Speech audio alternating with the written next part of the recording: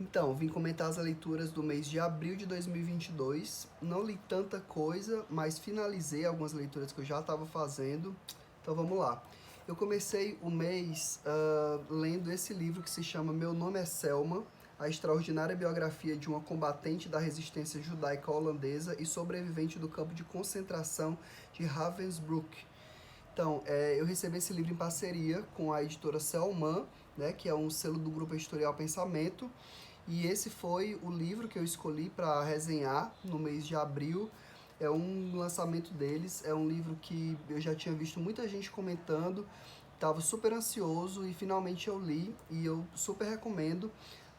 É uma leitura que traz uma perspectiva diferente das que, pelo menos, eu estou acostumado a ler sobre a questão do nazismo e dos judeus, porque aqui a gente tem justamente essa mulher que trabalhou na resistência, combatendo de frente a oposição dos nazistas aos judeus.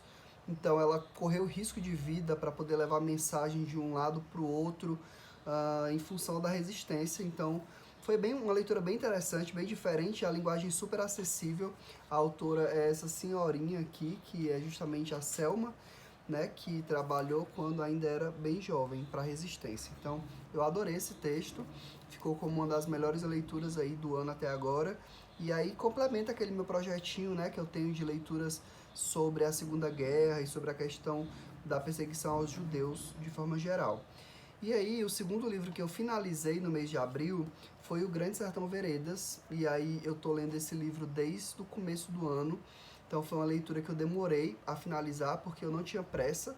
Eu comecei lendo com um grupo de leitura que tinha uns encontros aos sábados e eles tinham as metas, mas acabou que eu não seguia porque eu queria ter a liberdade de poder ler livremente no meu ritmo, porque de fato esse livro, assim, eu não consigo achar outra palavra para definir que não uma travessia, porque é um texto que lhe demanda, de alguma forma, porque você precisa de um tempo para se adaptar à escrita do Guimarães Rosa, você precisa de um tempo para entender, ter uma quantidade grande de personagens, tanto que a capa é justamente o nome de alguns personagens que aparecem na obra. Essa edição da Companhia das Letras é maravilhosa, ela, bom, a diagramação tá boa, e o livro é confortável de abrir, enfim, de ler, apesar dele ser pesado, porque ele de fato é um calhamação, mas é aquele livro assim que você precisa reler em algum momento, porque ele vai lhe tocar de uma forma diferente quando você relê-lo.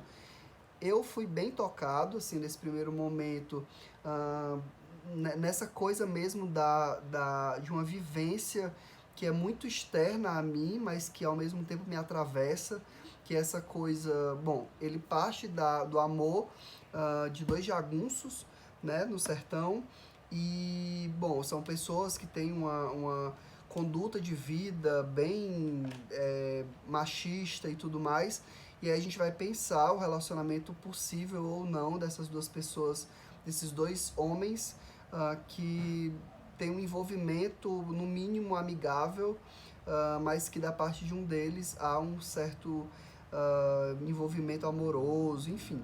Não estou tendo tato para não dar spoiler, mas a premissa maior do livro é essa, embora tenham surpresas e o percurso disso tudo seja longo e árido, como as vivências que esses homens têm no sertão através da jagunçagem. E aí, na sequência, eu li essa biografia da Marilyn Monroe, que foi escrita pelo Norman Mailer. Bom, é interessante para a gente ter acesso à vida dela, mas eu particularmente não gostei muito desse livro, porque eu achei a linguagem um tanto quanto prepotente e achei o autor extremamente machista, a forma como ele se refere a ela de uma forma sexualizada, só que com uma vulgaridade que não me agradou muito. Bom, tem muitos fatos da vida dela, essa biografia não tem ilustrações, então a gente tem que se contentar com essa foto de capa que é lindíssima. E o livro até é grandinho, então a gente faz um percurso legal pela vida dela, assim, desde a infância, passando pela juventude inicial e ela chegando até a morte. E ele explora as polêmicas envolvendo os casamentos e a carreira dela, as dificuldades dela no final da vida, o uso de medicamentos excessivamente para dormir especialmente, a questão dos atrasos dela em set. Então ele explora todos os pontos maiores e que são necessários para a gente entender um pouco a personalidade da Marilyn, né, que é a Norma Jean, como era o nome dela mesmo, né, se ela modifica depois. Mas enfim, a ausência paterna também é algo bastante presente aqui, né, a forma como ela se coloca como uma órfã, mas eu de fato não me agradei muito com a forma como ele se referia a ela, porque eu já vi alguns documentários e tudo que se referem a ela como esse grande símbolo sexual, mas não de forma tão vulgar. E aí, nesse ponto, eu não gostei tanto.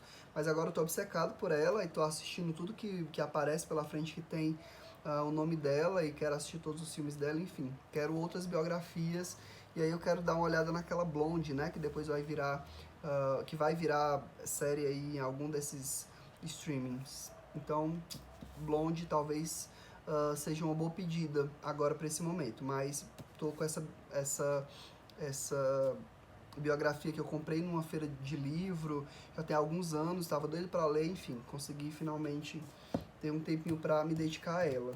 E aí depois eu li um de psicanálise, que é Freud e o Inconsciente, do Luiz Alfredo Garcia Rosa, que morreu recentemente, assim, não tem muito tempo que ele morreu, e eu sempre tive vontade de ler esse livro, lia textos dele em grupos de estudo de psicanálise quando eu entrei na faculdade, mas eu amei esse livro, assim, também entrou para uma das melhores leituras do ano, porque explora alguns conceitos basilares da psicanálise, sem ter medo de adentrar um pouco mais, mas de fato ele se aprofunda mais na teoria freudiana, embora ele avance um pouco e chegue até Lacan.